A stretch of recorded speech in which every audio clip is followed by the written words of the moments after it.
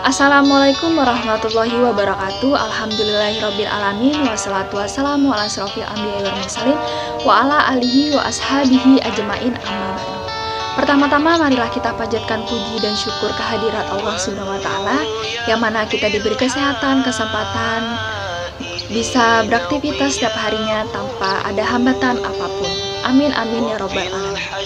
Tak lupa juga salawat dan salam kita hadiahkan kepada Nabi besar Muhammad SAW, yang mana kita dibawa dari zaman jahiliyah ke zaman Islamiyah seperti sekarang ini. Baiklah, langsung saja ceramah saya yang berjudul Raihlah Ilmu Setinggi-tingginya.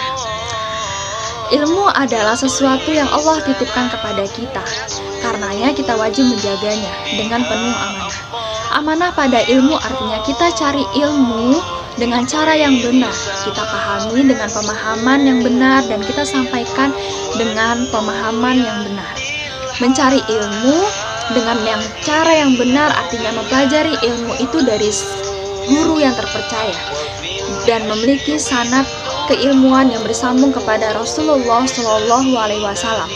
Memahami ilmu itu dengan pemahaman yang benar, artinya memahami ilmu itu sesuai dengan pemahaman para ulama ahlu sunnah wal jamaah, dan menyampaikan ilmu dengan benar artinya ilmu yang telah dipelajari dan disampaikan sesuai dengan apa yang disampaikan oleh para ulama, tidak ditambahi dan tidak pula dikurang-kurangi.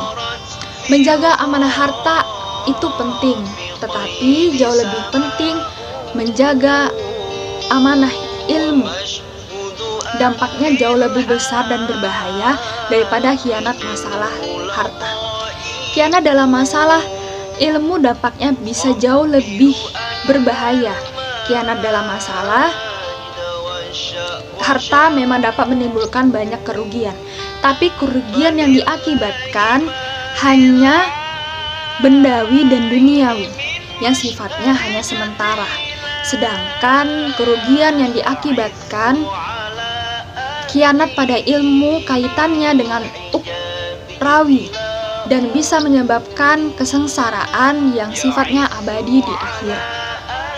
Seseorang yang tidak amanah dalam masalah ilmu bisa menjadi sumber bencana bagi orang banyak, menyampaikan ilmu secara serampangan dan hanya berdasarkan hawa nafsu, dan salah satu bentuk khianat dalam masalah ilmu. Hal itu dapat menyebabkan banyak orang terjerumus dalam kesesatan. Ribuan bahkan jutaan orang akan terjatuh ke dalam dosa yang besar. Dan mungkin saja ribuan orang yang akan keluar dari Islam dan mati dalam keadaan tidak membawa iman. Oleh karena itulah kita diingatkan dan diwanti-wanti oleh Allah Subhanahu wa taala agar tidak menyampaikan ilmu yang asal-asalan yang kita tidak ketahui. Allah melarang kita untuk mengatakan sesuatu tanpa dasar ilmu. Karena Allah pernah berfirman, dan janganlah engkau mengucapkan perkataan tanpa dasar ilmu. Quran Surah Al-Isra ayat 36. Di antara sikap amanah dalam menjaga ilmu adalah tidak malu dan gengsi mengatakan saya tidak tahu pada saat tidak mengetahui satu persoalan, terutama yang berkaitan dengan agama. Apa yang dilakukan Imam Malik bin Anas bisa menjadi teladan bagi kita semua. Beliau mengatakan suatu ketika didatangi seseorang yang membawa daftar 48 pertanyaan. Yang pertanyaannya yang Imam Malik bin Anas menjawab 6 dan selebihnya dia tidak tahu. Dia mengatakan saya tidak tahu. Dalam riwayat lain dia menjawab 16 dan 32 pertanyaan sisanya. Beliau tanpa malu mengatakan saya tidak tahu dalam persoalan ini. Imam Malik adalah pendiri mazhab Maliki, guru dari Imam Syafi'i. Beliau berjuluk Imamu Daril Hijrah atau pucuk pimpinan para ulama kota Madinah. Beliau tidak hanya berhasil mencetak para ulama besar sekaligus Imam Syafi'i. Di samping itu madrasahnya lahir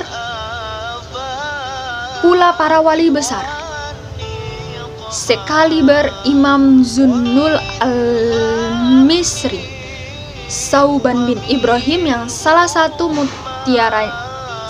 kata mutiaranya dalam akidah selalu didengungkan dan diagungkan oleh para ulama, yang berbunyi Ahlu Sunnah wal Jamaah dari masa ke masa.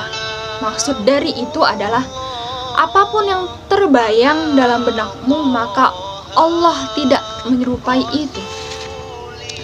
Jika ulama setingkat Imam Malik saja sama sekali tidak merasa malu dan merasa gengsi mengatakan saya tidak tahu, kenapa kita gengsi mengatakan saya tidak tahu dalam sebuah persoalan yang tidak bisa dijawab? Sok tahu terutama dalam masalah agama hanya memberikan keuntungan sesaat yang sebenarnya tidak ada manfaatnya sama sekali bagi diri sendiri bahkan ke orang lain. Sok tahu atau mengaku tahu padahal tidak tahu dalam masalah apapun, terutama masalah agama, hanya akan menimbulkan kerugian bagi semua orang lain. Seseorang yang menjawab pertanyaan seputar agama tanpa dasar ilmu akan dijatuhkan, akan dijauhkan rahmat dari Allah, akan dilaknat para malaikat di bumi dan di langit, dan terjatuh ke dalam salah satu dosa besar. Baginda Nabi menegaskan, barang siapa berfatwa atau berbicara agama tanpa dasar ilmu, maka dilaknat para malaikat di langit dan di bumi. Hadis riwayat Ibnu Asakir. Janganlah karena malu dan gengsi kepada sesama makhluk, lalu kita tidak malu kepada Allah. Semestinya kita lebih malu kepada Allah, karena Allah adalah orang yang menciptakan kita. Semestinya kita lebih malu daripada semuanya, dan gengsi dan malu kepada sesama makhluk tidaklah bermanfaat sama sekali di akhirat maupun di dunia. Anggapan dari sesama makhluk bahwasannya alim dan banyak ilmu tidak akan dilapangkan rezekinya dan menunda ajal kita. Sebaliknya, jatuhnya harga diri kita dalam pandangan makhluk, apalagi manusia, yang disebabkan kita berterus terang mengatakan saya tidak tahu, itu lebih bagus daripada tidak dilandaskan oleh ilmu. Allah lah yang memberikan rezeki kepada kita. Allah juga yang menjatah kita rezeki. Sang Maha Pemberi rezeki. Rezeki tidak bisa akan bertambah atau berkurang dengan sebab apapun. Ajal kita juga telah ditetapkan di Lauhul Mahfuz. Kapan, di mana, dan di waktu kapan. Tidak akan bisa dipercepat atau ditunda barang sesaat pun, dengan sebab apapun, dan oleh siapapun. Mungkin ini yang bisa saya sampaikan. Lebih kurang saya mohon maaf. Semoga bermanfaat. Kepada Allah saya mohon ampun.